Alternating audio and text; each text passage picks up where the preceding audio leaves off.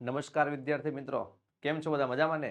આપણી પોતાની YouTube channel એટલે કે ઓશિયન કોચિંગ ક્લાસીસમાં હું ધાર્મિક ગિન્ની આપનું હાર્દિક સ્વાગત કરું છું. બાળકો, જેને આપણે એમ કહેવાય કે ઘણા સમયથી રાહ જોઈ રહ્યા હતા એવું ગાલા અસાઇનમેન્ટ વર્ષ 2025 જે લોન્ચ થઈ ચૂક્યું છે. ગાલા અસાઇનમેન્ટ બોર્ડ બાળકો જે ધોરણ 12ની બોર્ડની પરીક્ષા માટે ખાસ ઉપયોગી છે. ગાલા અસાઇનમેન્ટ બુક વર્ષ 2025 ધોરણ 12ની અંદર વિષય અર્થશાસ્ત્ર વિષયમાં પ્રશ્નપત્ર નંબર 1 અને પ્રશ્નપત્ર નંબર 1માં વિભાગ ઈ. રોકડિયા માર્ક્સ કેવા એમ કહેવાય કે 5માંથી 5 ગુણ સરસ મજાના આવી જાય, 25માંથી 25 આપણે લાવવાના છે. પણ એ પેલા બાળકો કે ગાલા અસાઇનમેન્ટ કે જેને આપણે ઘણા સમયથી રાહ જોઈ રહ્યા હતા, તે માર્કેટની અંદર સરસ મજાની હવે આપણને બુક મળવા મળી છે. પણ બાળકો, એ બુક આપણને માર્કેટમાં 300 રૂપિયાની પ્રાપ્ત થાય છે. અને જો એ બુક તમારે માત્ર 290 રૂપિયામાં એ પણ ઘરે બેઠા જો તમારે મેળવવી હોય ને, તો એ બુક મેળવવા માટેની લિંક તમને છે ને ડિસ્ક્રિપ્શન બોક્સમાં આપેલી છે. તેમજ ઘરે બેઠા બુક મેળવવા માટેનો સંપર્ક નંબર આપેલો છે 7046222254. એના ઉપર ક્લિક કરીને તમે એમ કહેવાય કે ગાલા અસાઇનમેન્ટ બુક છે ઘરે બેઠા માત્ર 290 રૂપિયામાં પ્રાપ્ત કરી શકો છો. તેમજ બાળકો, નવનીત દ્વારા આ વર્ષે એક સરસ મજાની એપ્લિકેશન લોન્ચ કરવામાં આવી છે, સ્માર્ટ ડીઝી બુક. સાહેબ, આ સ્માર્ટ ડીઝી બુક એપ્લિકેશનમાં શું છે? તો બાળકો, એ સ્માર્ટ ડીઝી બુક એપ્લિકેશન શું છે, કઈ રીતે ડાઉનલોડ કરવાની, તમામ પ્રકારની તમને માહિતી આપું છું. કે જે સ્માર્ટ ડીઝી બુક નામની એપ્લિકેશન છે, એ એપ્લિકેશન તમારું જે ગાલા અસાઇનમેન્ટ છે, એ ગાલા અસાઇનમેન્ટનું જે પહેલું પુઠ્ઠું છે ને પાછળની સાઈડ જો અહીંયા QR કોડ આપેલો છે, એ QR કોડ તમે સ્કેન કરીને પણ smart DZ book application download કરી શકો. તેમજ પ્લે સ્ટોરની અંદર સ્માર્ટ ડીઝી બુક લખો તો ત્યાં પણ તમને આ મળી જશે. એપ્લિકેશન ડાઉનલોડ થઈ ગયા પછી તો કે આ સ્ટેપ 1 2 3 4 આપેલા છે. જે પણ કાંઈ માહિતી માગેલી છે એ માહિતી તમારે ફિલઅપ કરી દેવાની છે. પછી તમને એક એક્સેસ કોડ આપેલો છે, એક્સેસ કોડ પર ક્લિક કરવાનું છે. એક્સેસ કોડ નાખીને આપણે ક્લિક કરવાનું છે એટલે આપણી સ્માર્ટ ડીઝી બુક નામની એપ્લિકેશન ઓપન થઈ જશે. અને smart DZ book plus free online answer keys તમને મળશે ત્યાંથી. એટલે જો કે એપ્લિકેશન ડાઉનલોડ કરવાની લિંક પણ આપણા ડિસ્ક્રિપ્શન બોક્સમાં આપેલી છે. એટલું જ નહીં બાળકો, નવનીત દ્વારા ગાલા 21 અપેક્ષિત પ્રશ્ન સંગ્રહ પણ લોન્ચ થઈ ચૂક્યું છે. ડિસ્કાઉન્ટની અંદર પ્રાપ્ત થશે. સાહેબ, કઈ રીતે? તો સાંભળો બાળકો, કે જો તમે ગાલા 21 અપેક્ષિત પ્રશ્ન સંગ્રહ 300 રૂપિયા કે તેનાથી વધારે રૂપિયાની ખરીદી કરો તો એમાં તમને 15% ડિસ્કાઉન્ટ મળશે. કેટલા ટકા? 15%. એ 15% ડિસ્કાઉન્ટ મેળવવા માટેનો પ્રોમો કોડ છે NAV15. તેમજ જો તમારી ખરીદી 500 રૂપિયા કે તેનાથી વધારાની હશે તો એમાં તમને 20% ડિસ્કાઉન્ટ મળશે.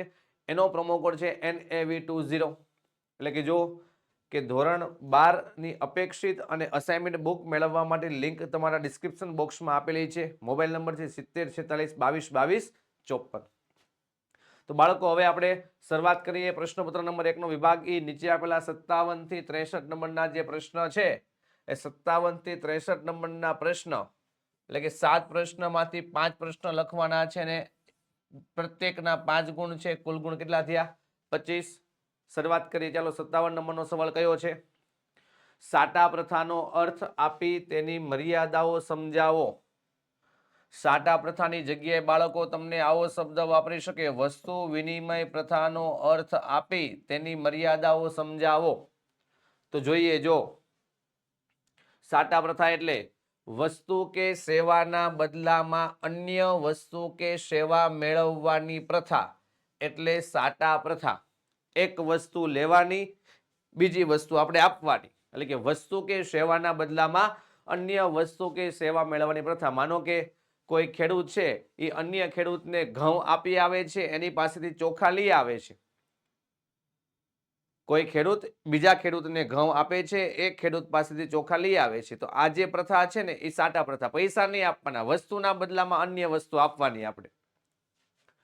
બીજી રીતે કહીએ તો વસ્તુ વિનિમય પ્રથા એટલે કે વસ્તુ કે સેવાના બદલામાં વસ્તુ કે સેવા પ્રાપ્ત કરવાની પદ્ધતિ, એ સાટા પ્રથા થઈ. સાટા પ્રથાની ઘણી બધી મર્યાદાઓ છે બાળકો. જો કે પહેલાના સમયમાં માણસ સાદું જીવન જીવતો હતો. સાદું જીવનને વિચારો બહુ ઉન્નત હતા. કે સાદું જીવન જીવતો હતો અને ખેડૂત ઘઉંનું ઉત્પાદન કરી ઘઉંના બદલામાં ચોખા, કાપડ વગેરે મેળવતો હતો. ખેડૂત ઘઉંનું ઉત્પાદન કરતો, ઘઉંના બદલામાં ચોખા મેળવતો, કાપડ મેળવતો, બધી જ વસ્તુ મેળવતો.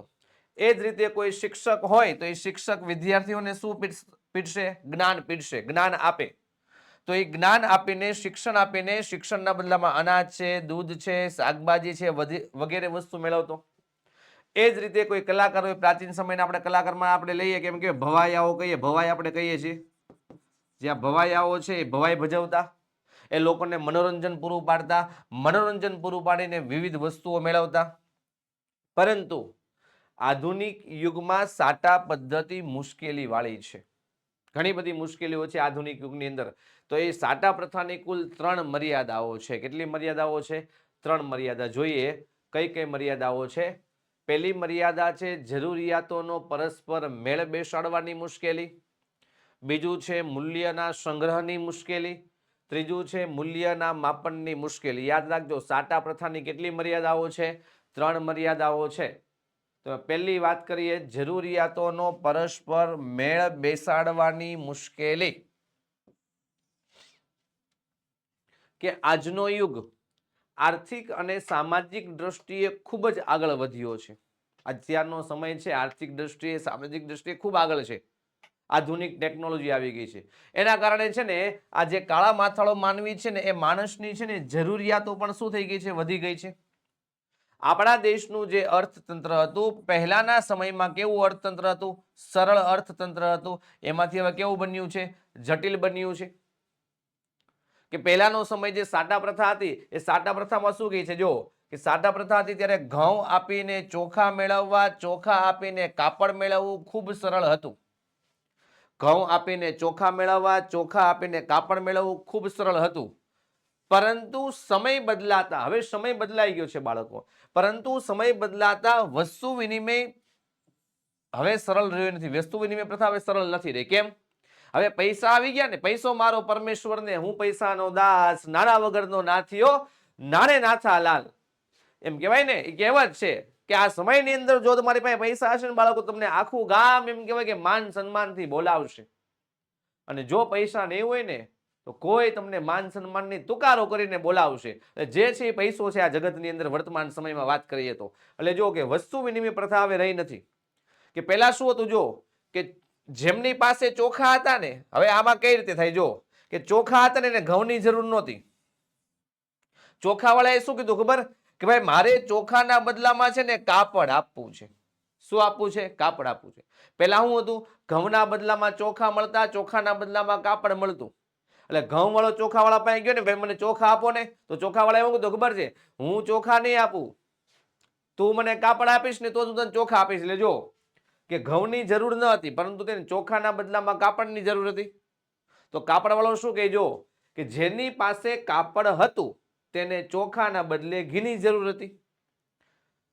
ઘઉં વાળો પેલા ચોખા વાળા પાસે ગયો, ચોખા વાળા એવું કીધું હું ઘઉંના બદલામાં ચોખા નહીં આપું, હું કાપડના બદલામાં આપીશ. હવે ચોખા વાળો કોની પાસે જાય? કાપડ વાળા પાસે જાય. તો કાપડ વાળાએ શું કીધું? હું તો કાપડ ઘીના બદલામાં આપીશ. તો આમ એકબીજાની વસ્તુમાં પરસ્પર મેળ ન બેઠો. એના કારણે જો એવી જ રીતે જો કે ઘીની જરૂર હતી, જેની પાસે ઘી હતું તેને વળી અન્ય વસ્તુની જરૂર હતી. એટલે બધાય એકબીજાને એમ કહેવાય કે પરસ્પર મેળ બેઠા નહીં. ઘઉં વાળાને ચોખાનો જ જોતા, ચોખા વાળાને ઘઉંનો જ જોતા, ચોખા વાળાને કાપડ જોતું હતું. કાપડ વાળા એવું કીધું મારે ચોખાનો જોતું, મારે ઘી જોઈ છે. તો ઘી વાળા એવું કીધું મારે માટલાના બદલામાં આપવું છે, મારે ચપ્પલના બદલામાં આપવું છે. આવી જરૂરિયાતો પરસ્પર મેળ બેઠી નહીં. એના કારણે જો શું થાય છે કે આમ વસ્તુ વિનિમય પ્રથામાં પરસ્પર મેળ કેવી રીતે બેસાડવો તે અઘરો સવાલ થઈ ગયો. એટલે કે અવિભાજ્ય વસ્તુ સામે વિભાજ્ય વસ્તુઓનો વિનિમય કેવી રીતે કરવો તે એક મોટો શું હતો? પ્રશ્ન હતો. આ પહેલી મર્યાદા હતી જરૂરિયાતોનો પરસ્પર મેળ બેસાડવાની મુશ્કેલી. બીજી મર્યાદા આવે છે મૂલ્યના સંગ્રહની મુશ્કેલી. કે જો વસ્તુ વિનિમય પ્રથામાં બીજી મર્યાદા કઈ કીધી? મૂલ્યના સંગ્રહની મુશ્કેલી. જો કે વસ્તુ વિનિમય પ્રથામાં વ્યક્તિને મૂલ્યનો સંગ્રહ કરવામાં અનેક મુશ્કેલીઓનો સામનો કરવો પડતો.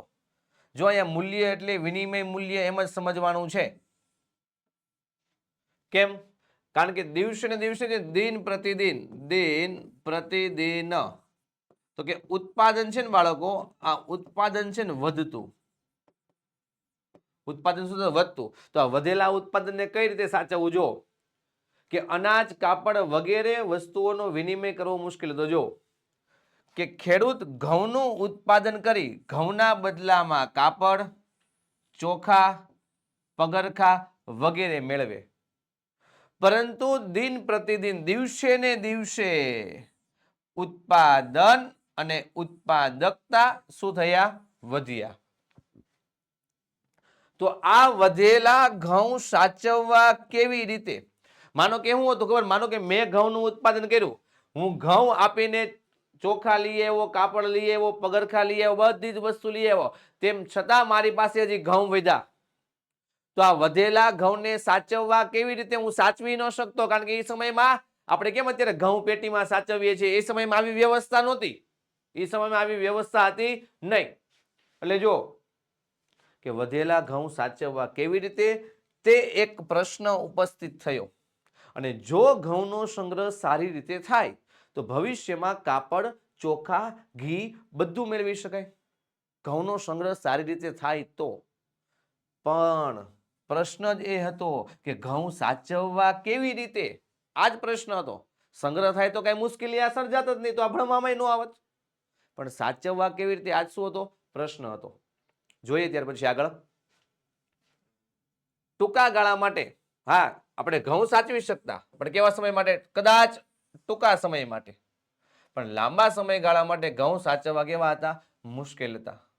વળી વ્યક્તિ દ્વારા જે વસ્તુઓનું મોટા પાયે ઉત્પાદન કરવામાં આવતું, તેના બદલામાં તાત્કાલિક વસ્તુ કે સેવા એને મેળવી લેવી પડતી.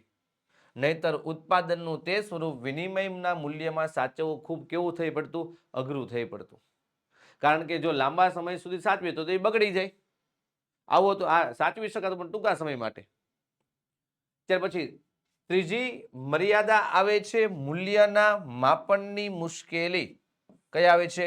મૂલ્યના માપનની મુશ્કેલી. જો કે શ્રમ વિભાજન થતા આજે ઔદ્યોગિક જગત આર્થિક દ્રષ્ટિએ ખૂબ જ વિકસિત થયું, શ્રમનું વિભાજન થયું. એમ કહેવાય કે પેલા છે ને પોતાના ગામડાની અંદર જ છે ને રોજગારી મેળવવા માટેનું એ પસંદ કરતા હતા વિકલ્પ. હવે અન્ય ગામની અંદર, અન્ય શહેરની અંદર રોજગારી મેળવવા માટે જાય છે, એટલે કે શ્રમનું વિભાજન થયું. એટલે આર્થિક દ્રષ્ટિએ ખૂબ જ વિકસિત બન્યા. જો કે એવા સંજોગોમાં મૂલ્યના માપનનો પ્રશ્ન ખૂબ જ મહત્વનો બન્યો છે. કે જો ઘઉં સામે ચોખા આવી રીતે હતું. જો કે ઘઉંના બદલામાં ચોખા, ચોખાના બદલામાં કાપડ, કાપડના બદલામાં ઘી, ઘીના બદલામાં ચપ્પલ, ચપ્પલના બદલામાં તો કે માટલા, આવી વસ્તુ મળતી. એટલે શું કે જો કે ઘઉં સામે ચોખાનો વિનિમય કરવાનો હતો ત્યારે કોઈ પ્રશ્ન હતો નહીં. પણ હવે ઘઉં સામે અનેક વસ્તુઓ છે, ચોખા, કાપડ, ઘી, ચપ્પલ, માટલા, ઘણી બધી વસ્તુઓ છે. તો બધાના વિનિમય દરને બાળકો યાદ રાખવું પડે. અને આ દર વારંવાર શું કરવો પડે? નક્કી કરવો પડે. એ ખૂબ કેવું હતું? મુશ્કેલ હતું. એના કારણે જો આ લોકોએ જો દર આપ્યો, જો કે ભાઈ 1 મણ ઘઉં બરાબર 2 મણ ચોખા, 1 મણ ઘઉં બરાબર 10 મીટર કાપડ, 1 મણ ઘઉં બરાબર કિલો ઘી. તો બાળકો કિલો ઘી બરાબર કેટલું કાપડ, કેટલા ચોખા, આ બધું નક્કી કરવું, આ બધા મુજબ વેપાર કરવો ખૂબ મુશ્કેલ બન્યો. 1 મણ ઘઉં બરાબર 2 મણ ચોખા, 1 મણ ઘઉં બરાબર 10 મીટર કાપડ, 1 મણ ઘઉં બરાબર કિલો ઘી. તો કિલો ઘી બરાબર કેટલું કાપડ, કેટલા ચોખા, આ મુજબ વેપાર કરવો અઘરો થઈ પડ્યો. ને આમ મૂલ્યને માપવાની મુશ્કેલીઓ પડી, ખૂબ જ એમ કહેવાય કે નડી હતી. અને અંતે એટલું કહી શકાય કે જરૂરિયાતોનો પરસ્પર મેળ બેસાડવાની તકલીફને લીધે મૂલ્યના સંગ્રાહક તથા મૂલ્યના માપદંડ તરીકે કોઈ માધ્યમ હોય તો તે જરૂરી બન્યું. આથી વસ્તુ વિનિમય પ્રથાનો શું આવે છે? અંત આવે છે. અને નાણાંની શું થાય છે? શોધ થાય છે. આખો 5 ગુણનો સવાલ હું આપણે લીધો કે સાટા પ્રથાનો અર્થ આપે તેની મર્યાદાઓ. અર્થ શું હતો? વસ્તુ કે સેવાના બદલામાં અન્ય વસ્તુ કે સેવા મેળવવાની પ્રથા એટલે સાટા પ્રથા. 3 મર્યાદાઓ જોઈ. જરૂરિયાતોનો પરસ્પર મેળ બેસાડવાની સમસ્યા, મૂલ્યના સંગ્રહની મુશ્કેલી, મૂલ્યના માપનની મુશ્કેલી. જોઈએ ત્યાર પછી નેક્સ્ટ સવાલ આપણે શું કહે છે જો, ગરીબીના નિર્દેશક સમજાવો. કોઈ પણ 11 નિર્દેશકો છે. કેટલા છે? 11. તો જો પેલું લીધું તબીબી સેવાઓ. પેલું કયું છે? તબીબી સેવાઓ. જો કે સ્વાસ્થ્ય ક્ષેત્રે ડોક્ટરો, નર્સ, કમ્પાઉન્ડરનો સમાવેશ થાય. દવાખાનામાં જઈએ એટલે ડોક્ટર હોય, નર્સ હોય, કમ્પાઉન્ડર હોય, બધા હોય.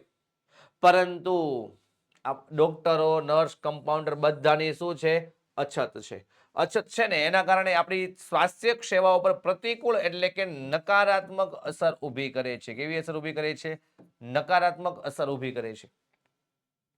વિકસતા ગરીબ દેશોમાં, કયા દેશોમાં? વિકસતા ગરીબ દેશોમાં પૂરતા પોષણક્ષમ આહારના અભાવે. જો વિકસતા જે ગરીબ દેશો છે ને એમાં પૂરતો પોષણક્ષમ આહાર પ્રાપ્ત થતો નથી.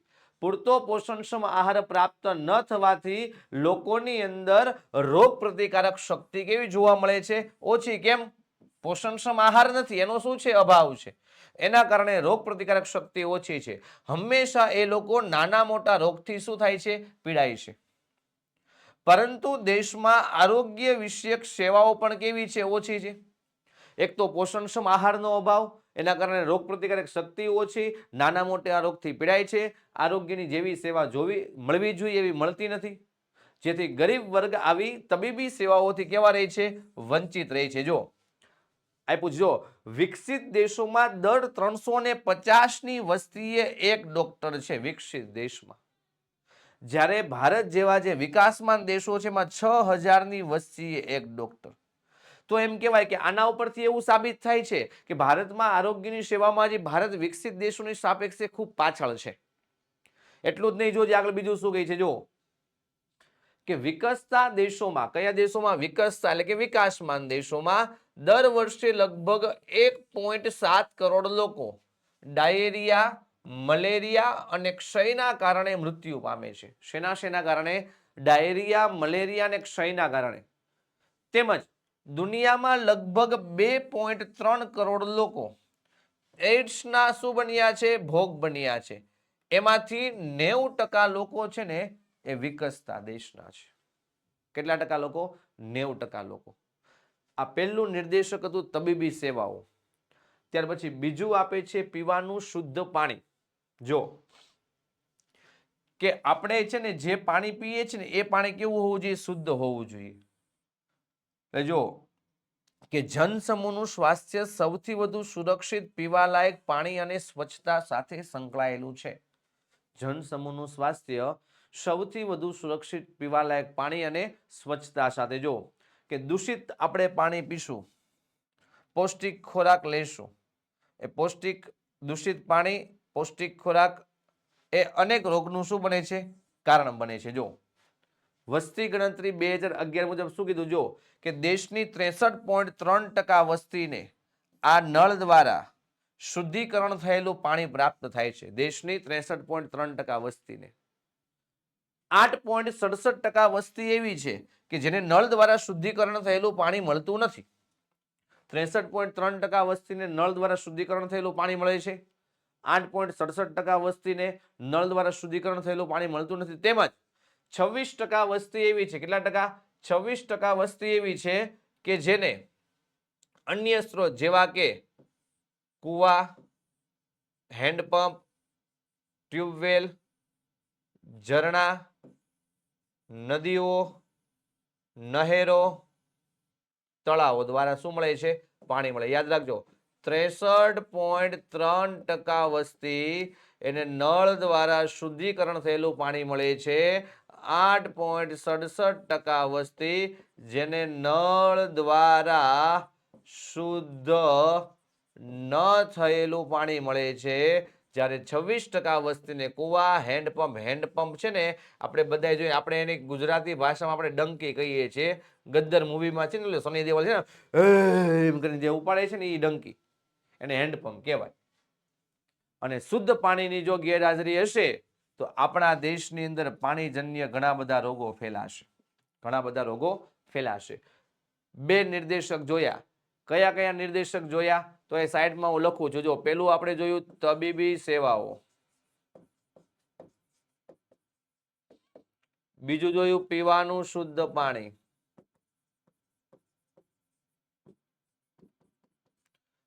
પેલું જોયું, આ બીજું જોયું, ત્રીજું લઈએ છીએ આપણે રહેઠાણ. જો કે વિકસતા દેશોમાં રહેઠાણની તંગી છે. બધા લોકોને સારા એવા મકાન નથી મળ્યા. ગરીબ લોકો છે ગંદી ચાલોમાં રહે છે, ગંદી ઝૂંપડપટ્ટીમાં શું કરે છે? વસવાટ કરે છે. જે ગરીબ લોકો છે ગંદી ચાલો છે, ઝૂંપડપટ્ટી છે એમાં વસવાટ કરે છે. તેથી આ એક પ્રવર્તતી ગરીબીનું શું છે? માપદંડ છે. રહેઠાણ એ માનવીની પ્રાથમિક જરૂરિયાત છે. રહેઠાણ એ માનવીની કેવી જરૂરિયાત છે? પ્રાથમિક જરૂરિયાત છે. જો આપણને રહેઠાણ બાળકો મળશે તો કેવા પ્રકારનું મળશે? રહેઠાણ મળે છે પણ કેવા પ્રકારનું મળશે? એના આધારે ગરીબીનું ધોરણ શું થાય છે? નક્કી થાય છે. જો કે રહેઠાણનું મકાન, આપણે જે જગ્યાએ રહીએ છીએ એ રહેઠાણનું મકાન સારું હોવું જોઈએ, એમાં પૂરતા પ્રમાણમાં ઓરડાઓ હોવા જોઈએ, એ ઓરડાઓની અંદર રહેનારાઓની સંખ્યા, ઘરમાં નળની સુવિધા હોવી જોઈએ, ઘરમાં ડ્રેનેજ એટલે થઈ ગટરની સુવિધા, વીજળીની સુવિધા વગેરે સુવિધા ગરીબીની કક્ષા દર્શાવે છે. આપણે જે ઘરમાં રહીએ છીએ એ ઘરમાં જો આટલી સુવિધા બહુ ઓછી જોવા મળતી હોય તો આપણે ગરીબ છીએ એવું કહેવાશે. જો હશે તો ગરીબી નથી. અને ભારતમાં પૂરતી સગવડતાવાળા મકાનોની તંગી છે. જો કે ભારતમાં 60 કરોડ લોકો, હવે આ આંકડો છે ને 2011 છે. 2011માં દેશની વસ્તી કેટલી હતી? 121.02 કરોડ. એટલે 60 કરોડ લોકો, લગભગ 50% લોકો, લગભગ 50% એટલે કે 60 કરોડ લોકો પોતાના સ્વાસ્થ્યને હાનિ પહોંચાડે ને એવા જીવન માટે જોખમરૂપ હોય એવા મકાનમાં વસવાટ કરે છે. અને એમાંય ભારતની અંદર મોટા ભાગના લોકો તો એક રૂમની સગવડતાવાળા મકાનમાં જ રહે છે, જે ગરીબીનું માપદંડ છે. જે ગરીબીનું શું છે? માપદંડ છે. ત્યાર પછી જોઈએ આગળ. ચોથું છે વીજળીનો વપરાશ. સરસ કીધું છે. જો કોઈ પણ દેશના આર્થિક વિકાસને અસર કરનારું મહત્વનું પરિબળ વીજળી છે. મેં તમને એક સરસ સ્લોગન આપેલું છે. જો આજે નહીં તો કાલે, વીજળી વિના નહીં ચાલે. આજે નહીં તો કાલે, વીજળી વિના નહીં ચાલે. દેશની અંદર ઉત્પાદન વધારવું હોય તો ઉદ્યોગો ચાલવા જોઈએ. ઉદ્યોગો ચલાવવા માટે શેની જરૂર છે? તો કે વીજળીની જરૂર છે. ઉત્પાદન વધારવું હોય તો ઉદ્યોગો ચાલવા જોઈએ. ઉદ્યોગોને ચલાવવા માટે વીજળીનો વપરાશ જરૂરી છે. તેમજ લોકોના જીવનની ગુણવત્તા સુધારવા માટે વીજળી અગત્યનું પરિબળ છે. આપણને ખ્યાલ છે 10 મિનિટ ઘરે લાઇટ વહી ગઈ હોય, વીજળી વહી ગઈ હોય તો આપણને મજા નથી આવતી. અને ભારત વીજળીનો એક મોટો ઉત્પાદક અને વપરાશ કરતો દેશ છે. બાળકો, ભારત સમગ્ર વિશ્વની અંદર વીજળીના ઉત્પાદનમાં 7મા ક્રમે છે. કેટલામાં ક્રમે છે? 7મા ક્રમે. અને વીજળીના વપરાશની અંદર ભારતનો સમગ્ર વિશ્વમાં છે ને 5મો ક્રમ છે. તેમ છતાં ઓછી માથાદીઠ આવકને લીધે માથાદીઠ વીજળીનો વપરાશ કેવો થાય? ઓછો. કે લોકોની આવક ઓછી છે એના કારણે હજી પણ વીજળીનો વપરાશ આપણે કેવો કરીએ છીએ? ઓછો કરીએ છીએ. જો 11 નિર્દેશક છે એમાંથી 4 નિર્દેશક આપણે જોયા. 5 નિર્દેશક સમજાવવાને. તબીબી સગવડ લીધું હતું આપણે પહેલા, પછી પીવાનું શુદ્ધ પાણી લીધું, પછી રહેઠાણ, પછી વીજળીનો વપરાશ. ત્યાર પછી લઈએ જો બેરોજગારીનો ઊંચો દર. બેરોજગાર કોને કહેવાય? બેરોજગાર કોને કહેવાય? તો કે પ્રવર્તમાન વેતન દરે, એટલે કે વર્તમાન સમયમાં જે વેતન ચાલે છે એ વેતન દરે વ્યક્તિની કામ કરવાની ઈચ્છા, શક્તિ અને લાયકાત ધરાવે છે. કામ કરવાની ઈચ્છા છે, શક્તિ છે, લાયકાત પણ ધરાવે છે, તેમ છતાં એ વ્યક્તિને કામ ન મળે તો તેને કેવા કહેવાય છે? બેકાર કહેવાય છે. અને ભારતમાં આયોજનની શરૂઆતમાં નીચા આર્થિક વિકાસ અને 1991 પછી રોજગાર વિહોણી વૃદ્ધિને કારણે રોજગારી સર્જનનો દર વધતા શ્રમના પુરવઠાના સંદર્ભમાં નીચો રહ્યો હોવાથી બેરોજગારીનો દર કેવો છે? ઊંચો. જો પંચવર્ષીય યોજનાની વાત કરે છે કે ત્યારે આપણો આર્થિક વિકાસ કેવો હતો? નીચો હતો. અને 1991માં જે ઉદારીકરણ ખાનગીકરણ અને વૈશ્વિકીકરણ, આ ત્રણ જે સુધારા થયા ત્યાર પછી પણ રોજગારી વિહોણી વૃદ્ધિ, દેશે વૃદ્ધિ કરી, વિકાસ કર્યો પણ રોજગારી વગરનો.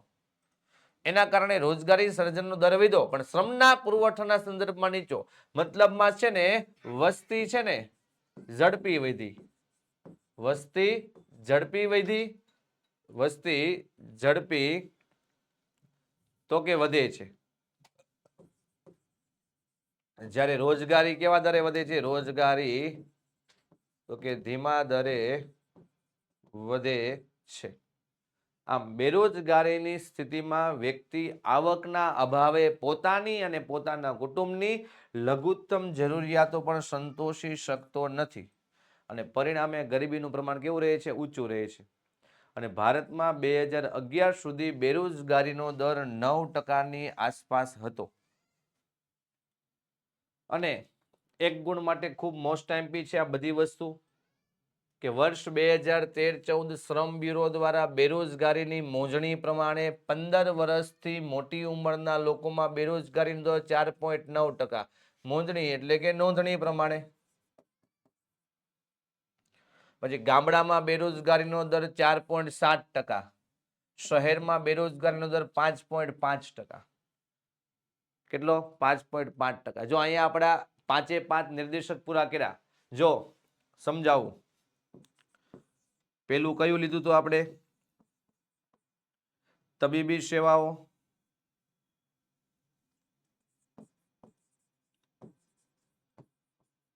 તબીબી સેવાઓ. બીજું આપણે લીધું પીવાનું શુદ્ધ પાણી. ત્રીજું લીધું આપણે રહેઠાણ. ચોથું લીધું આપણે વીજળી. પાંચમું લીધું બેરોજગારીનું ઊંચું પ્રમાણ. હજી 6 નિર્દેશક બાકી રહ્યા. છઠ્ઠો કયો હતો? તો કે નીચો માથાદીઠ ઘરગથ્થુ ખર્ચ. ત્યાર પછી 7મું આપણું હતું કુપોષણનું પ્રમાણ, કુપોષણનું પ્રમાણ. ત્યાર પછી 8મું હતું અપેક્ષિત આયુષ્ય અને બાળ મૃત્યુ દર. ત્યાર પછી 9મું આપણું હતું તો કે શિક્ષણ. 10મું હતું શૌચાલયની સુવિધા, શૌચાલયની સુવિધા. અને 11મું હતું આવકની અસમાનતા. આવા 11 નિર્દેશક હતા. 11 માંથી કોઈ પણ 5 નિર્દેશક સમજાવવાના હતા. આપણે 5 સમજાવ્યા, બાકીના 6 છે મેં તમને નામ જણાવી દીધા. જોઈએ ત્યાર પછી કે ભારતમાં વસ્તી નિયંત્રણના ઉપાયોની વિગતવાર સમજૂતી આપો. વસ્તી નિયંત્રણ ચેપ્ટર નંબર 7નો સવાલ છે. કેટલામ ચેપ્ટરનો? ચેપ્ટર નંબર 7નો સવાલ છે. અને 5 મુદ્દા આની અંદર આવે છે. કેટલા? 5 મુદ્દા. 5 મુદ્દા લખી નાખવાના. જોઈએ જો શું કહે છે. પહેલો મુદ્દો લોક શિક્ષણ અને જાગૃતિ. લોક શિક્ષણ અને જાગૃતિ. જોઈએ જન્મદરને નીચો લાવવા માટે લોકોને નાના કુટુંબનું મહત્વ સમજે તે ખૂબ જરૂરી છે. નાનું કુટુંબ સુખી કુટુંબ, ઓછા બાળ જય ગોપાળ, આ કહેવતો છે જ. તો એ જન્મદરને નીચો લાવવા માટે નાના કુટુંબનું મહત્વ લોકો સમજે તે ખૂબ જરૂરી છે. એ માટે લોકોમાં શિક્ષણનો પ્રચાર કરવો જોઈએ. આપણે છે ને તમને ખ્યાલ હોય તો ઊંચા જન્મદરના આર્થિક કારણની અંદર છે ને પેલું શિક્ષણનું નીચું પ્રમાણ આવે છે. એમાં એવું તો ખબર છે કે જેમ લોકોમાં શિક્ષણનું પ્રમાણ ઓછું તેમ જન્મદર કેવો? ઊંચો. એટલે જો જેમ શિક્ષણનું પ્રમાણ વધારે એમ જન્મદર નીચો. એટલે લોકોમાં શિક્ષણનો પ્રચાર કરવો પડશે. અને ખાસ કરીને સ્ત્રીઓમાં શિક્ષણનું પ્રમાણ વધે, જે સ્ત્રીઓ છે એની અંદર શિક્ષણનું પ્રમાણ વધે તેવા પ્રયત્ન કરવા જોઈએ. અને આ માટે સંદેશા વ્યવહારના વિવિધ માધ્યમો દ્વારા વસ્તી નિયંત્રણના કાર્યક્રમો પ્રસારિત કરવા જોઈએ. સંદેશા વ્યવહારના વિવિધ માધ્યમો દ્વારા વસ્તી નિયંત્રણના કાર્યક્રમો પ્રસારિત કરવાના છે.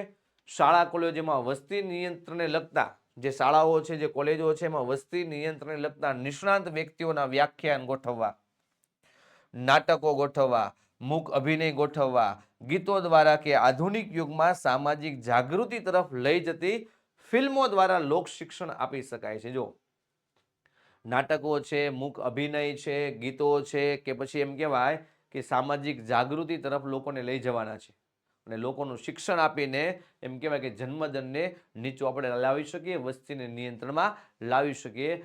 એ ઉપરાંત બાળકો 2000ની વસ્તી નીતિમાં મહિલા વિકાસ પર ભાર મૂકવામાં આવ્યો છે. આ એક લીટી જે છે, આ એક લીટી એક ગુણની અંદર પૂછાય કે કયા વર્ષની નીતિમાં મહિલા વિકાસ પર ભાર મૂકવામાં આવ્યો છે, અથવા વર્ષ 2000ની નીતિમાં કઈ બાબત પર ભાર મૂકવામાં આવ્યો છે કે મહિલાઓના વિકાસ પર.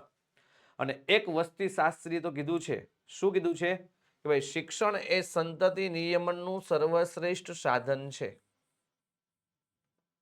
કે જો તમારે વસ્તીને નિયંત્રણમાં રાખવી હોય તો શિક્ષણ છે સૌથી અગત્યનું, સૌથી મહત્વનું શું છે? સાધન છે. બીજું આવે છે કુટુંબ નિયોજનના કાર્યક્રમની અસરકારકતા. બીજો મુદ્દો કયો છે? કુટુંબ નિયોજનના કાર્યક્રમની અસરકારકતા જોઈએ.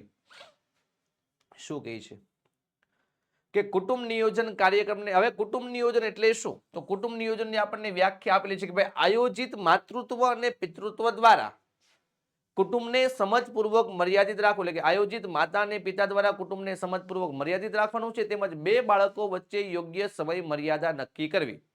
બે બાળકો વચ્ચે શું કરવાની છે? યોગ્ય સમય મર્યાદા નક્કી કરવી, તેને કુટુંબ નિયોજન કહેવાય.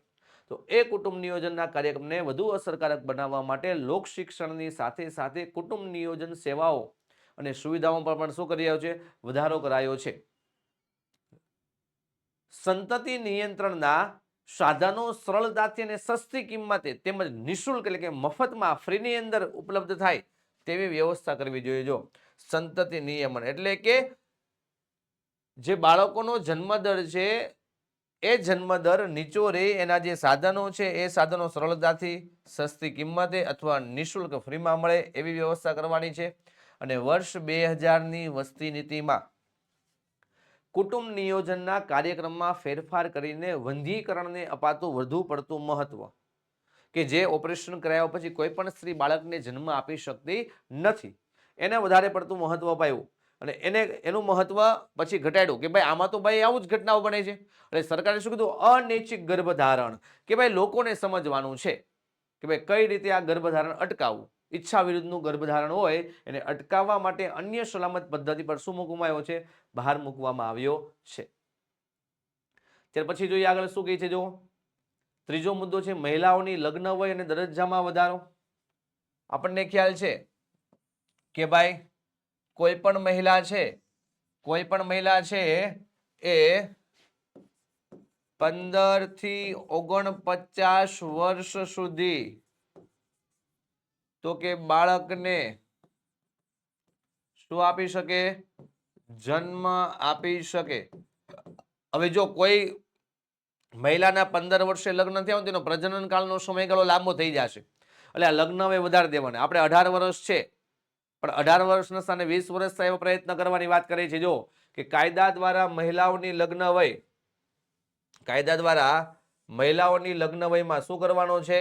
વધારો કરી જન્મદરમાં ઘટાડો કરી શકાય. જો કે વર્ષ 2000ની વસ્તી નીતિમાં મહિલાઓ માટે 18 વર્ષની વયના સ્થાને 20 વર્ષ કરવાનું સૂચન કરવામાં આવ્યું છે. જો મહિલાઓને 18 વર્ષે લગ્ન થાય છે પણ 20 વર્ષે થાય એવું સૂચન કરવામાં આવ્યું છે.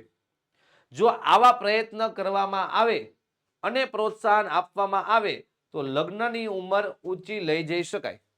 જો આવા પ્રયત્ન કરવામાં આવે તો એમ કહેવાય કે લગ્નની ઉંમર ઊંચી લઈ જઈ શકાય, એટલે પ્રજનન કાળનો સમયગાળો ઘટી જાય. પ્રજનન કાળનો સમયગાળો ઘટી જાય એટલે શું થશે? જન્મદર કેવો આવશે?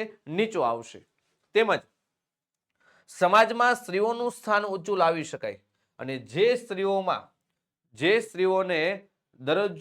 સ્ત્રીઓને દરજ્જો વધારવામાં આવે તો જન્મદર ઘટાડી શકાય. સમાજમાં સ્ત્રીઓને પ્રાધાન્ય વધારે આપવાનું છે અને આ માટે સ્ત્રીઓને પુરુષોની સરખામણીએ રોજગારીની સમાન તક આપવી જોઈએ, સારું શિક્ષણ પૂરું પાડવું જોઈએ. અને જો સ્ત્રી શિક્ષિત બનશે તો રોજગારી મેળવશે તો નાના કુટુંબનું મહત્વ એ સમજી શકશે. જો એક સ્ત્રી શિક્ષિત બનશે તો એક સમાજ શિક્ષિત બનશે, એક સમાજ શિક્ષિત બનશે તો અંતે એક રાષ્ટ્ર શિક્ષિત બનશે. આ બધામાં ફેરફાર આવશે, સાથે જન્મદર પણ નીચો આવશે, નાના કુટુંબનું મહત્વ પણ લોકો સુધી આપણે પહોંચાડી શકશું. આ ત્રીજો મુદ્દો તો મહિલાઓની લગ્ન વયને દરજ્જામાં વધારો. ચોથો મુદ્દો આવે છે પ્રોત્સાહનો અને બિન પ્રોત્સાહનો. પ્રોત્સાહનો અને બિન પ્રોત્સાહનો. જો કે ભારત જેવા લોકશાહી દેશમાં કુટુંબ નિયોજન માટે સરકાર દ્વારા અનેક પ્રોત્સાહનો આપવામાં આવે છે. કેવા કેવા પ્રોત્સાહનો? જેમ કે વંધ્યીકરણનું ઓપરેશન કરાવનાર સ્ત્રીઓ દંપતીઓને સરકાર તરફથી આર્થિક વળતર આપવામાં આવે. મેં કીધું ને કે વંધ્યીકરણનું ઓપરેશન જે સ્ત્રી કરાવે ત્યાર પછી બાળકને જન્મ ન આપી શકે, તો આ વંધ્યીકરણનું ઓપરેશન કરાવનાર જે પણ કોઈ સ્ત્રી હોય ને એને આર્થિક વળતર આપવામાં આવશે. તો ચીન જેવા દેશે, કેવા દેશોએ?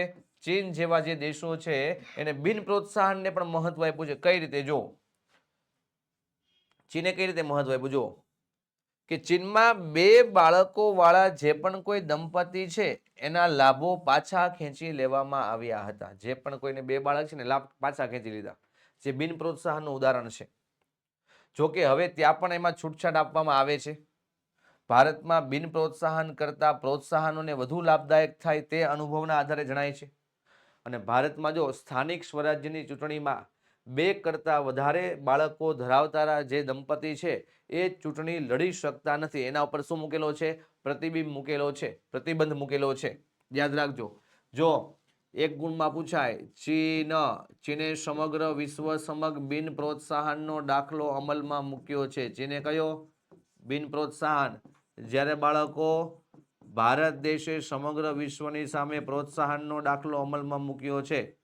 ચીને બિન પ્રોત્સાહન, ભારતે પ્રોત્સાહન. જોઈએ ત્યાર પછી 5મો મુદ્દો, તબીબી સેવાઓનો વ્યાપ અને અસરકારકતામાં વધારો. જો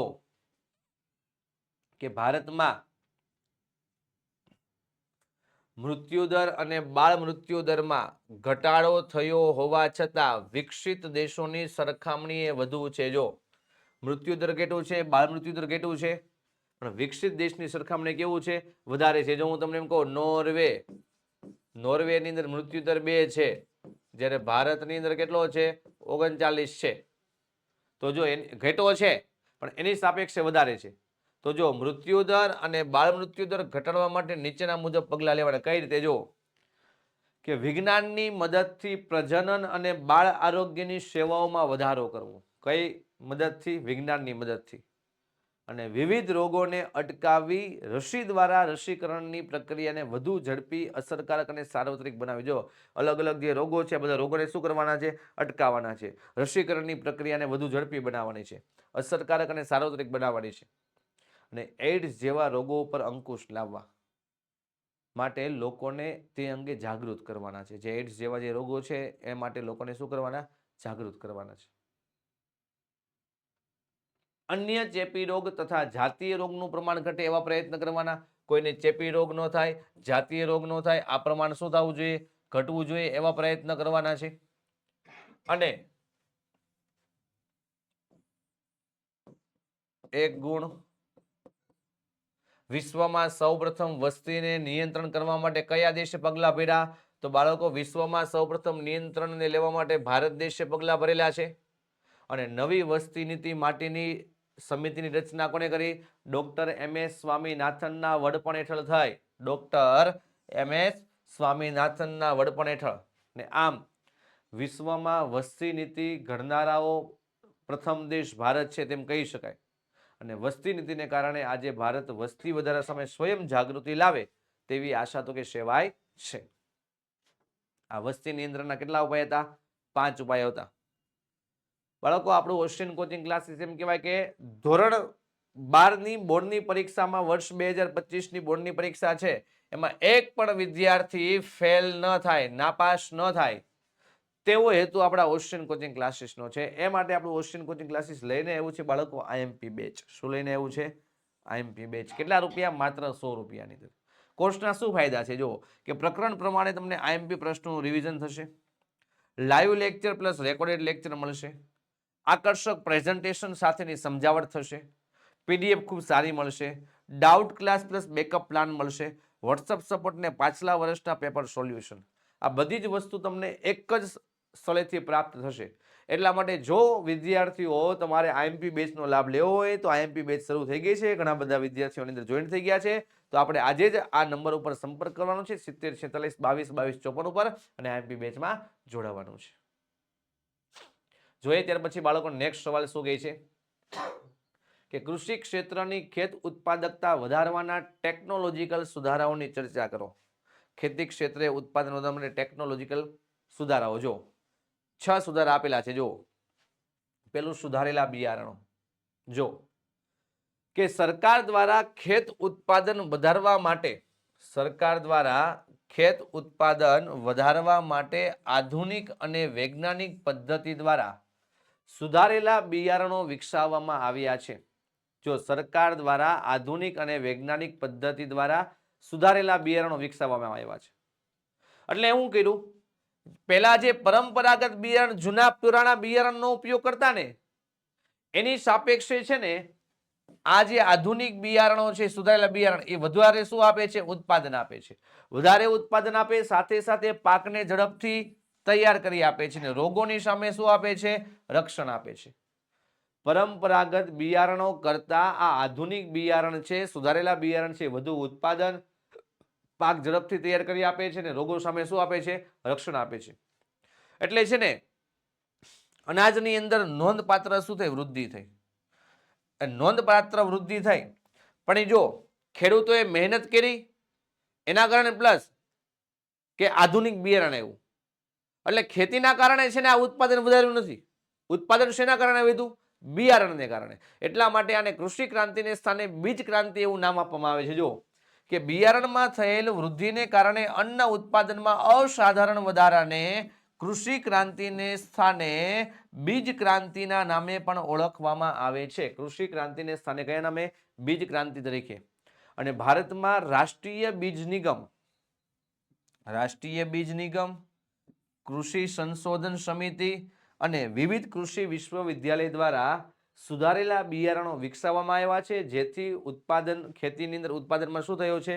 વધારો થયો છે. જો યાદ રાખજો કે ઉત્પાદન ખેતીને કારણે નથી થયું, ઉત્પાદન બિયારણને કારણે થયું છે. એટલા માટે એને બીજ ક્રાંતિ તરીકે ઓળખવામાં આવે છે. આ પહેલું હતું સુધારેલા બિયારણો. ત્યાર પછી લઈએ બીજું, રાસાયણિક ખાતરનો વપરાશ. જો કે અશિક્ષિત ખેડૂતો કે જેની પાસે શિક્ષણ નથી એવા અશિક્ષિત ખેડૂતો પોતાના ખેતરમાં છે ને છાણિયું ખાતર એટલે કે સેન્દ્રિય ખાતર શું કરે છે? વાપરે છે, ઉપયોગ કરે છે, જેના કારણે ઉત્પાદનમાં વધારો થતો નથી. ખેડૂતો કેવા છે? અશિક્ષિત છે. એ પોતાના ખેતરમાં છાણિયું ખાતર એટલે કે સેન્દ્રિય ખાતરનો ઉપયોગ કરે છે, જેનાથી ઉત્પાદનમાં વધારો થતો નથી. સાથે સાથે પાકને પૂરતું પોષણ મળી રહે તે માટે આ લોકોએ હવે શેની શરૂઆત કરી? સુધારેલા બિયારણની સાથે રાસાયણિક ખાતરનો પણ ઉપયોગ વધારેલો છે. પાકને પૂરતું પોષણ મળે એ માટે સુધારેલા બિયારણની સાથે સાથે રાસાયણિક ખાતરનો વપરાશ વધાર્યો છે. કયા પાકને કયું રાસાયણિક ખાતર વધુ માફક આવશે તેના પ્રયોગો કર્યા અને એનો ઉપયોગ શું કર્યો? વધાર્યો. અને એના કારણે ઉત્પાદનમાં શું થયો? વધારો. કે કયા પાકને કયું ખાતર વધારે માફક આવશે એ લોકો એવા પ્રયોગ કરે છે અને ઉત્પાદનમાં વધારો લાવે છે. જો ખાસ કરીને નાઇટ્રોજન, પોટાશ, ફોસ્ફેટ, આ ત્રણેયનું નામ આપ્યું છે NPK જેવા રાસાયણિક ખાતરનો વધારે શું કરે છે? આ લોકો ઉપયોગ કરે છે. અને રાસાયણિક ખાતરની માંગને પહોંચી વળવા જાહેર ક્ષેત્ર દ્વારા એટલે કે સરકાર દ્વારા ઉત્પાદન કરવામાં આવે છે. જો આપણે ઉદાહરણ લઈએ,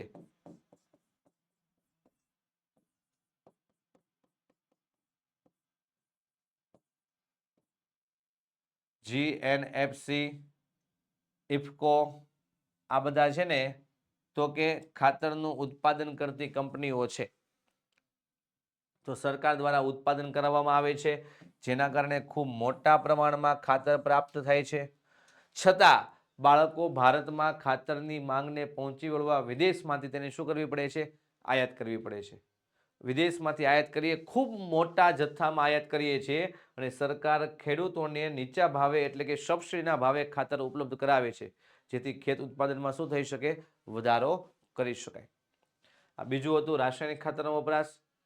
ત્રીજો મુદ્દો આવે છે જંતુનાશક દવાઓ. જો કે તૈયાર પાકને વિવિધ રોગો અને જંતુઓનો ભય વધારે પ્રમાણમાં લાગે. આપણે જો ખેડૂતો કહેતા હોય ઈયળ લાગી જાય છે, જીવાત થઈ જાય છે, આવી બહુ તકલીફ હોય છે. એટલે જો કે જે તૈયાર પાક છે એ તૈયાર પાકને વિવિધ રોગો જંતુઓનો ભય કેવો છે, વધારે છે. પાકને થતા જુદા જુદા રોગો સાથે રક્ષણ મેળવવા તેમજ વિવિધ જંતુઓથી થતા પાકને નુકસાનને રોકવા વૈજ્ઞાનિક પદ્ધતિએ જંતુનાશકોનો કારગત ઉપાય શોધવામાં આવેલ છે. કે ભાઈ તૈયાર પાકને કોઈ પ્રકારના રોગ ન લાગે, જીવજંતુઓ ન લાગે, એટલા માટે તૈયાર પાકથી રક્ષણ મેળવવા માટે વિવિધ જંતુઓથી રોકવા માટે, જંતુઓથી થતા પાકને નુકસાનને રોકવા માટે અલગ અલગ જંતુનાશક દવાનો ઉપયોગ કરવામાં આવ્યો છે. જો કે જેનો આપણે વિશેષ ઉપયોગ કરીએ છીએ. વિશેષ ઉપયોગ કરીને નુકસાન થતું શું કરી શકીએ, અટકાવી શકીએ અને પાકની ઊંચી ઉત્પાદકતા આપણે મેળવી શકીએ. આવું જોવા મળે છે. ચોથું છે સિંચાઈની સગવડમાં વધારો. જો કે ભારતમાં ખેતીનો મુખ્ય પ્રશ્ન સિંચાઈની અપૂરતી સગવડો છે.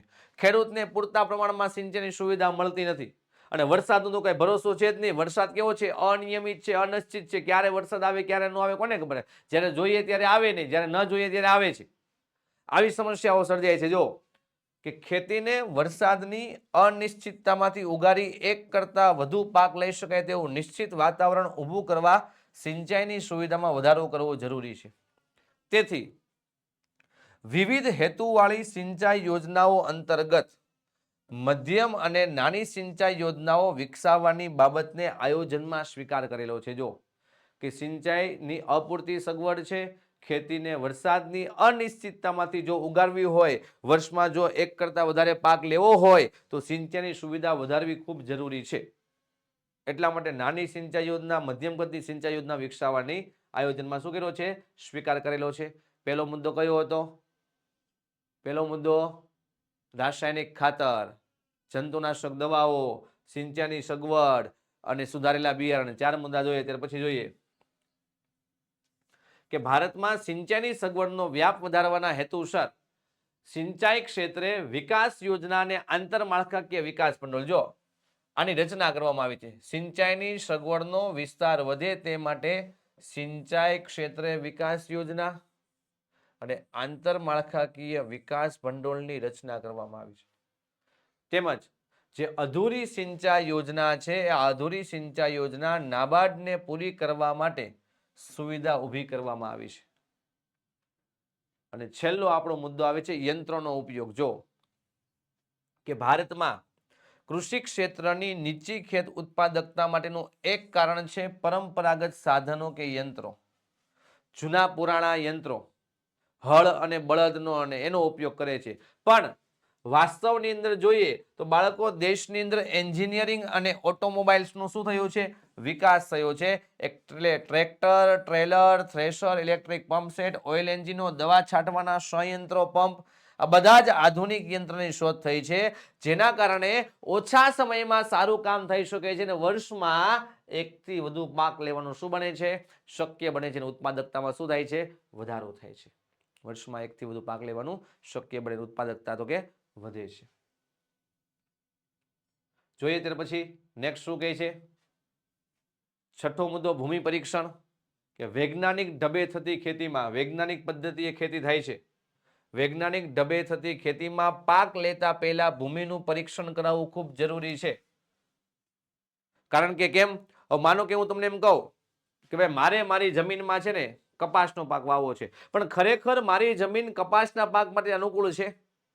હા, છે અનુકૂળ. તો એમાં કયા કયા પોષક તત્વોની જમીનમાં જરૂર છે, કયા પોષક તત્વો વધારે છે, કયા પોષક તત્વો ઓછા છે? આપણે કેમ ડોક્ટર પાસે જઈએ, ડોક્ટર કે ભાઈ તમારો રિપોર્ટ કરાવવો પડશે. રિપોર્ટ કરશે એટલે આપણને ખ્યાલ આવશે કે ભાઈ કયા કણો વધી ગયા, કયા કણો ઘટી ગયા, હિમોગ્લોબિનનું પ્રમાણ કેટલું છે, લોહીનું પ્રમાણ કેટલું, આ બધું ખબર પડી જાય આપણને. તો એટલા માટે પાક લેતા પહેલા જમીનનું પરીક્ષણ કરાવવું જરૂરી છે. આવું પરીક્ષણ જે તે પાકને અનુકૂળ જમીનની ગુણવત્તા છે કે નહીં, જમીનમાં ખૂટતા ઘટકોની અને તેના પ્રમાણની શું આપે છે, માહિતી આપે છે, જેથી પાક લેતા અગાઉ જમીનની ખાસ પ્રકારની ઉણપને શું કરી શકાય? દૂર કરી શકાય અને જે તે પાક માટે જમીનને અનુકૂળ કરી દેવાય છે. તેથી જમીન ઊંચી ઉત્પાદકતા આપવા માટે કેવી બને છે? કાર્યક્ષમ બને છે. ઊંચી ઉત્પાદકતા મળે તે માટે. ત્યાર પછી જોઈએ નેક્સ્ટ શું કહે છે? સ્થળાંતર એટલે શું? સ્થળાંતરના પ્રકારોની સવિસ્તાર ચર્ચા કરો. જોઈએ સ્થળાંતર એટલે શું? તો કે કોઈ વ્યક્તિ એક સ્થળેથી બીજા સ્થળે, વતનથી દૂર, દેશ કે વિદેશમાં નોકરી, વ્યવસાય, ધંધા કે સારું જીવન ધોરણ પ્રાપ્ત કરવા કાયમી વસવાટ કરે તેને સ્થળાંતર કહે છે.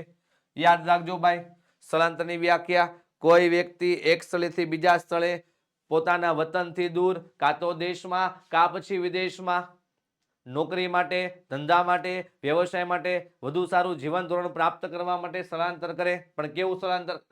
વસવાટ કરે પણ કેવું? કાયમી વસવાટ કરે તેને સ્થળાંતર કહે છે. અને એ સ્થળાંતરના મુખ્ય કેટલા પ્રકાર પાડવામાં આવ્યા છે? 2 પ્રકાર પાડવામાં આવ્યા. કયા કયા? સ્થળ આધારિત સ્થળાંતર, કારણ આધારિત સ્થળાંતર. સ્થળ આધારિત સ્થળાંતર અને કારણ આધારિત સ્થળાંતર. સ્થળ આધારિત સ્થળાંતરના 2 પ્રકાર જો: આંતરિક સ્થળાંતર અને આંતરરાષ્ટ્રીય સ્થળાંતર.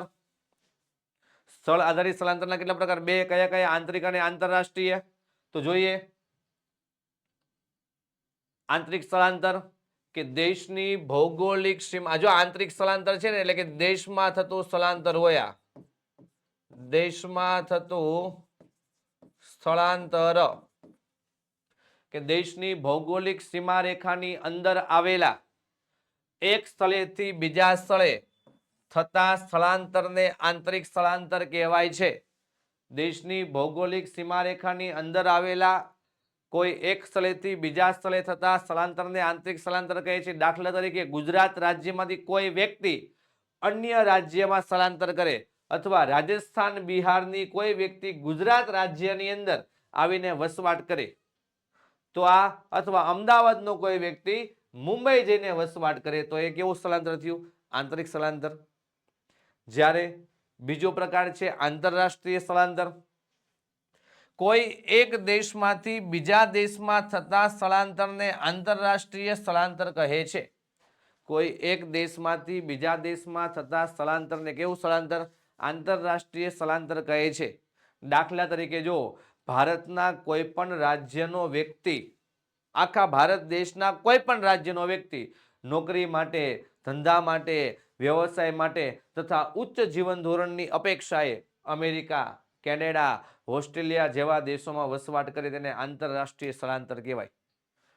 એ જ રીતે અન્ય કોઈ દેશનો વ્યક્તિ ભારતની અંદર આવીને વસવાટ કરે તેને કેવું સ્થળાંતર કહેવાય? આંતરરાષ્ટ્રીય સ્થળાંતર. આ પહેલો પ્રકાર પૂરો કર્યો સ્થળ આધારિત સ્થળાંતરનો. બીજો પ્રકાર આવે છે કારણ આધારિત સ્થળાંતર. જો કે કારણ આધારિત સ્થળાંતર જે છે એના પણ 2 પ્રકાર પડે છે: આકર્ષણ સ્થળાંતર, અપાકર્ષણ સ્થળાંતર. બાળકો જે આકર્ષણ સ્થળાંતર છે ને, આ આકર્ષણ સ્થળાંતરનું બીજું નામ છે સ્વૈચ્છિક સ્થળાંતર. આનું બીજું નામ શું છે? સ્વૈચ્છિક સ્થળાંતર. જો કે જ્યારે કોઈ પણ વ્યક્તિ કોઈ પણ કારણસર શહેરી જીવન પદ્ધતિ, મતલબમાં ગામડાનો વ્યક્તિ હોય, આ ગામડાનો વ્યક્તિ શહેરી જીવન પદ્ધતિ અને વિવિધ સુવિધાઓથી શું થાય? આકર્ષાઈ જાય, ત્યારે પોતાના વતનથી દૂર જઈને શું કરે? વસવાટ કરે.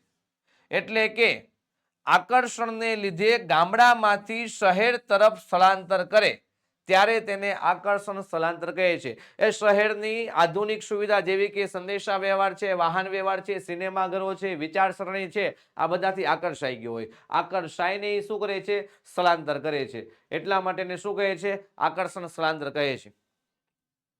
અને શહેરોમાં આધુનિક જીવનશૈલી, અત્યાધુનિક વાહન વ્યવહાર સુવિધા, સંદેશા વ્યવહાર સુવિધા, શિક્ષણ, આરોગ્ય સુવિધા, મકાનો અને નોકરી ધંધાની સુવિધા બધાને કારણે ગામડામાંથી લોકો ક્યાં આવે છે? શહેર તરફ આવે છે.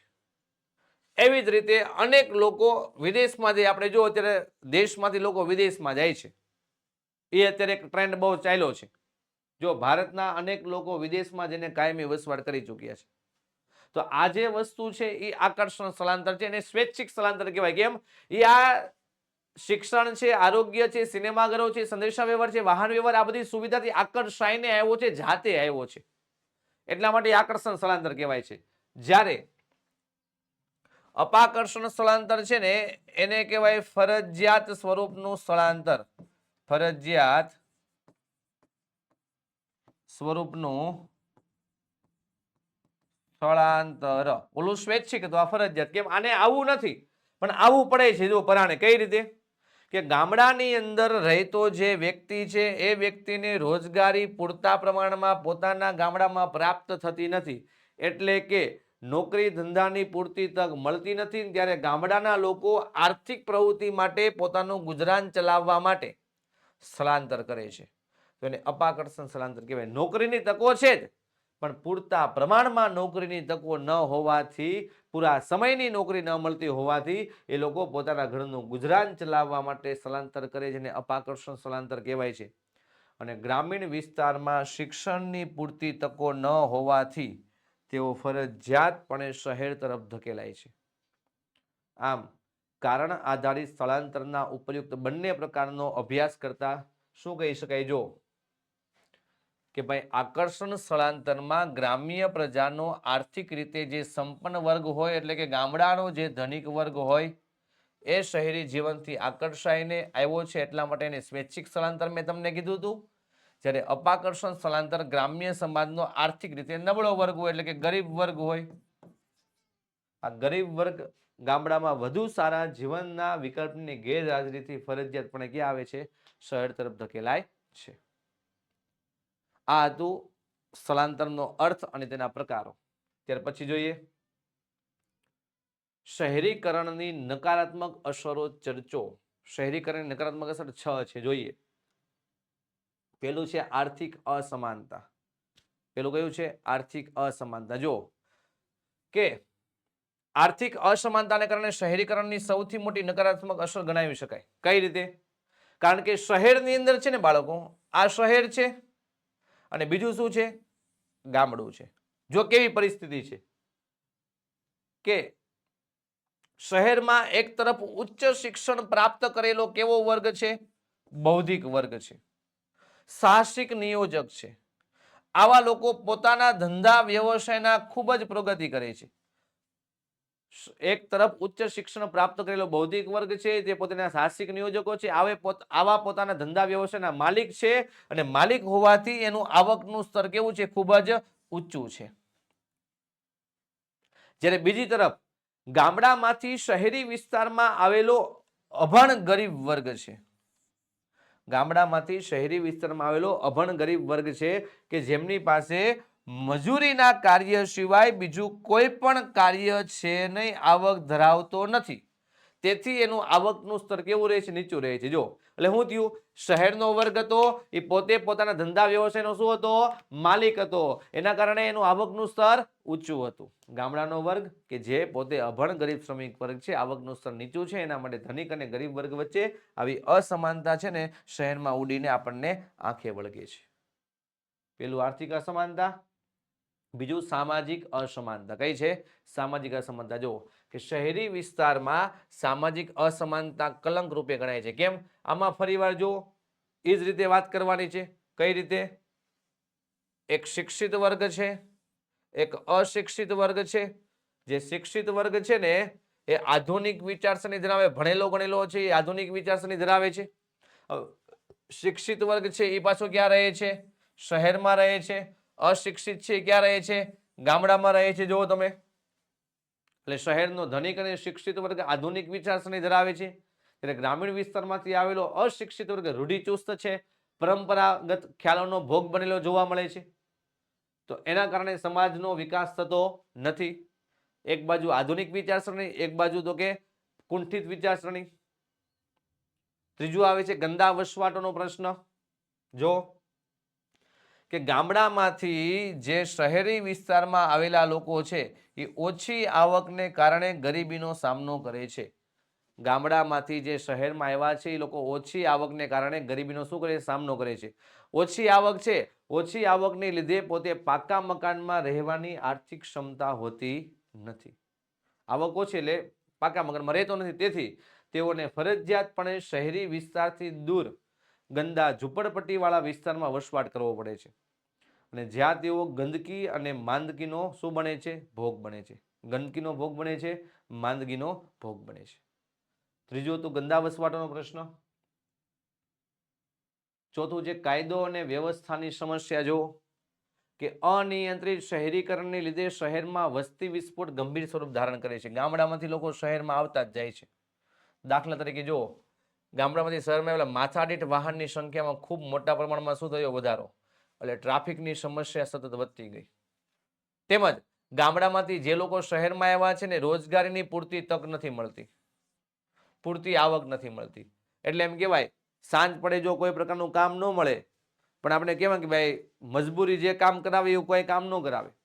એટલે જો કે એ લોકો ચોરી છે, લૂંટફાટ છે જેવી ઘટનાઓ શહેરમાં બનતી જોવા મળે છે. ચોરીમાં જોડાશે, લૂંટફાટમાં જોડાશે. એના કારણે આપણા શહેરની કાયદો અને વ્યવસ્થા તેને પહોંચી વળવા માટે કેવા સાબિત થયા છે? અપૂરતા સાબિત થયા છે. એના કારણે પરિસ્થિતિ કથળતી જોવા મળે છે, બગડતી જોવા મળે છે. ત્યાર પછી પાંચમો મુદ્દો છે આંતરમાળખાકીય સુવિધાનો પ્રશ્ન. જો હવે ગામડાનો ગરીબ વર્ગ આવ્યો છે, ગામડાનો ગરીબ વર્ગ આવ્યો છે ને, શહેરથી થોડે દૂર રહે છે. શહેરથી થોડે ક્યાં રહે છે? દૂર રહે છે. એના કારણે જો કે એ વધુ પડતું શહેરીકરણ તો શહેરથી થોડે દૂર રહે છે. એના કારણે વીજળી, પાણી, રસ્તા, વાહન વ્યવહાર, આરોગ્ય વગેરેની અપૂરતી સુવિધાને લીધે લોકો અનેક સમસ્યાનો સામનો કરે છે, અને દૂષિત પાણીને કારણે સ્વચ્છતાના પ્રશ્નો શું થયા છે? ઊભા થયા છે. અને આંતરમાળખાકીય સુવિધાઓ પૂરતા પ્રમાણમાં પૂરી પાડવામાં આપણું સ્થાનિક વહીવટી તંત્ર કેવું રહ્યું છે? નિષ્ફળ રહ્યું. કારણ કે શહેરથી થોડા દૂર રહે છે. શહેરથી દૂર રહે છે એટલા માટે પૂરતા પ્રમાણમાં એને આ સુવિધા પૂરી પાડવામાં આપણે કેવા ગયા છીએ? નિષ્ફળ ગયા છીએ. છેલ્લો મુદ્દો આ છે પર્યાવરણના પ્રદૂષણના પ્રશ્ન. જો કે શહેરીકરણ અને ઔદ્યોગિકરણ એક સિક્કાની બે બાજુ છે, કે જેમ જેમ શહેરમાં ઉદ્યોગો વિકસે છે તેમ તેમ શહેરોમાં તો કે વસ્તી શું થાય છે? વધે છે. એટલે એક સિક્કાની બે બાજુ કીધી છે. શહેરીકરણ અને ઔદ્યોગિકરણ હાથમાં હાથ મિલાવીને ચાલે છે તેમ કહેવાય. કેમ? જો જેમ જેમ મોટા ઉદ્યોગો સ્થપાતા જાય તેમ તેમ શહેરીકરણ વધતું જાય. મેં કીધું ને તમને, જો જેમ જેમ ઉદ્યોગો સ્થપાતા જાય તેમ તેમ શહેરીકરણ વધતું જાય. અથવા એમ કહી શકાય કે શહેરીકરણ વધતા ઔદ્યોગિકરણ વધે છે, અને શહેરોમાં અનેક ઉદ્યોગો સ્થપાય છે જે પ્રદૂષણ ફેલાવવામાં મહત્વનો ભાગ ભજવે છે, અને જેનાથી ઉદ્ભવતી ગંદકીની ગંભીર સમસ્યા માનવીના આરોગ્ય પર કેવી અસર પહોંચાડે છે? માઠી અસર કરે છે. અને આપણે જોઈએ છીએ કે દેશની અંદર લગભગ અડધાથી વધારે લોકો, ગરીબ લોકો, ચામડી અને શ્વસન તંત્રના રોગથી પીડાતા જોવા મળે છે. આમાં શહેરીકરણને કારણે બંને પ્રકારની અસરો જોવા મળે. હકારાત્મક પણ જોવા મળે, નકારાત્મક. આપણે નકારાત્મકની ચર્ચા કરી. ત્યાર પછી બાળકો જો આપણને આલેખ આપેલો છે કે ભારતમાં જન્મદર અને મૃત્યુદરની આપેલી આંકડાકીય માહિતી પરથી પાસ પાસેની સ્તંભ આકૃતિ દોરવાની કીધી છે. કઈ? પાસ પાસેની. તો જો સૌથી પહેલા તો આપણે એક્સ ધરીને વાય ધરી દોરશું.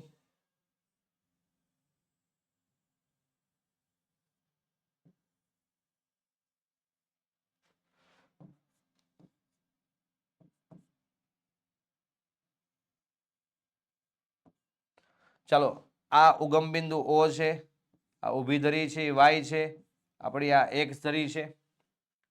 હવે જો જન્મદર આપેલો છે, મૃત્યુદર આપેલો છે. જોઈએ તો શું કહે છે કે કેટલું છે? દર 1000 વ્યક્તિ આપેલું છે. આપણે લખીએ અહીંયા 10, 20, 30, 40, 10, 20, 30, 40. અહીંયા લખીએ આપણે તો કે જન્મદર અને મૃત્યુદર. રેડી? અહીંયા વર્ષ આપેલા છે, વર્ષ લોકો કયું કયું છે? એક 1951 છે, વર્ષ 2011 છે. અહીંયા લખો વર્ષ. પછી જો ડાબી બાજુ ઉપરની બાજુએ લખવાનું સ્કેલ માપ આમ, આલેખની અંદર તમારે રોકડિયા માર્ક્સ લેવાના છે. ચાલો OX ધરી OY ધરી બંને બાજુ મેં એક એક ખાના છોડેલા હોય તો આપણે એક એક સેમી લેવાના. જો એક એક ખાનું છોડેલું છે એક એક સેમી, અહીંયા એક એક ખાનું છોડેલું એક એક સેમી. 1 સેમી બરાબર શું આવશે? OX ધરી ઉપર વર્ષ આવશે. અહીંયા શું આવશે? 10 વ્યક્તિ, 10 નું અંતર રાખ્યું એટલે 10 વ્યક્તિ આવશે. હવે જો સ્તંભ દોરીએ આપણે. 1951 માં જન્મદર 39.9 એટલે 39.9 નો સ્તંભ દોરો આમ.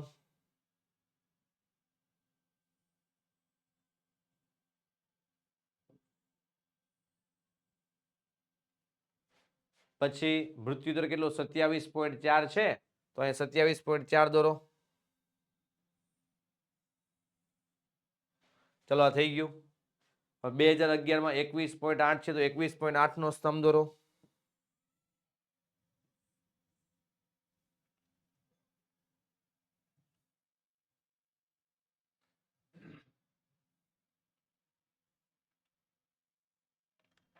પછી 7.1 છે તો 7.1 નો સ્તંભ દોરો આમ. હવે જો અહીંયા છે ને તમારે બે પાછા ખાના લખવાના. કેમ? આમાં કયો જન્મદર કયો મૃત્યુદર કોને ખબર? તો આ બે ખાના લખવાના આ રીતે. એકમાં લખો જન્મદર, એકમાં લખો મૃત્યુદર. માનો કે જન્મદરમાં આપણે આવી આમ ડિઝાઇન દોરીએ છીએ તો એવી ડિઝાઇન જન્મદરમાં દોરી નાખવાની.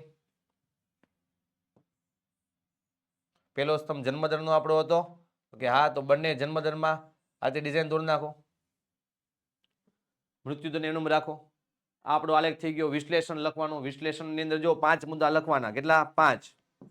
તમને કહી દઉં કઈ કઈ રીતે. પેલો OX ધરીનો લખવાનો, પછી OY ધરીનો, ત્યાર પછી વધુ, ત્યાર પછી ઓછું અને ત્યાર પછી કારણ. આ રીતે આપણે 5 મુદ્દા લખવાના છે. આ રીતે આપણે 5 મુદ્દા તો કે લખવાના છે. સમજાઈ ગયું? ઓકે, ક્લિયર બધાને? આ 5 મુદ્દા બધા આલેખ માટે આ જ વસ્તુ આવશે. OX OY વધુ ઓછું અને કારણ. બાળકો સરસ મજાને આપણે અર્થશાસ્ત્ર વિષય નો પ્રશ્નપત્ર નંબર 1 નો વિભાગ ઈ જોયો. હવે અર્થશાસ્ત્ર વિષયની કોઈ પણ અપડેટ મેળવવા માટે તમારે વોટ્સઅપ ગ્રુપમાં જોડાઈ જવાનું છે. તેમજ IMP બેચને લગતી, કોર્સ લગતી કોઈ પણ માહિતી માટે નંબર આપેલો છે. નંબર ઉપર સંપર્ક કરીને પણ તમે મેળવી શકો છો. તેમજ વોટ્સઅપ ગ્રુપમાં જોડાવા માટેની લિંક છે ને તમારા ડિસ્ક્રિપ્શન બોક્સમાં આપેલી છે. તો ફરીવાર બાળકો તમે હું મળશું એક નવા પ્રશ્નપત્રના નવા વિભાગ સાથે. ત્યાં સુધી દરેક વિદ્યાર્થી મિત્રોને જય હિન્દ, જય ભારત.